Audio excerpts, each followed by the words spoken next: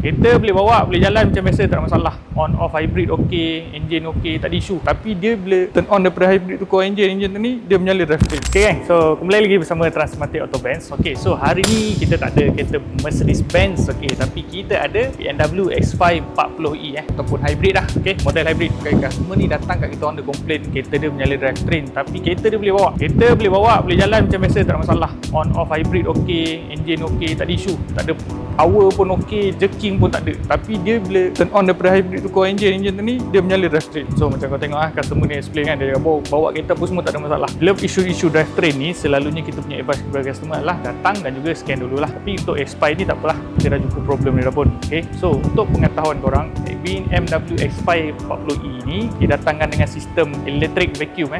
Dia tak pakai vacuum pump biasa tu, dia pakai vacuum pump motor ataupun electrical vacuum pump lah. Dan kemudian dia punya engine mounting pula. Okay, engine mounting dia jalan dua sistem. Dia jalan engine mounting hidrolik dan juga engine mounting vacuum lah. So dalam satu engine mounting tu dia ada minyak hidrolik dekat dalam, lepas tu dia ada laluan untuk vacuum pump dia juga. So macam kau tengok ni, ini adalah laluan vacuum daripada electric vacuum pump tu pergi ke engine mounting. Satu sebelah sini dan satu sebelah sini lah. Okay, drivetrain dia menyala berpunca daripada electric vacuum pump dia dah kong. Kenapa electric vacuum pump dia boleh kong? Sebab engine mounting dia dah bocor. Bila engine mounting dah bocor, nampak ni ada minyak. So ni adalah minyak hidrolik daripada dalam engine mounting lah. Okay, so minyak hidrolik ni bila dah bocor dengan sistem piping ni vacuum, so minyak ni akan naik sampai ke vacuum pump dia. So bila minyak ni dah naik sampai vacuum pump, dia masuk dalam vacuum pump tu elektrik, vacuum pump tu jahanam. So ni pesanan hikmat masyarakat kepada pengguna-pengguna X5 40e kat luar sana lah. Ni adalah sistem engine korang, sistem vacuum korang. Okay, so benda ni kalau korang sempat tukar engine mounting sebelum dia pecah macam ni, kemungkinan besar electric vacuum pump akan selamat lah. Tapi macam customer ni, dia punya engine mounting pun dah bocor, dah masuk sampai ke vacuum pump. So nak tak nak, macam masalah ni dia kena tukar dua benda lah, electric vacuum pump dengan engine mounting. Engine mounting ni dia tak ada mahal sangat, tapi vacuum pump tu mahal. Okay, so kepada pengguna-pengguna BMW X5 40e kat luar sana, korang dah tukar boleh engine mounting kau. Kalau belum, boleh roger kita.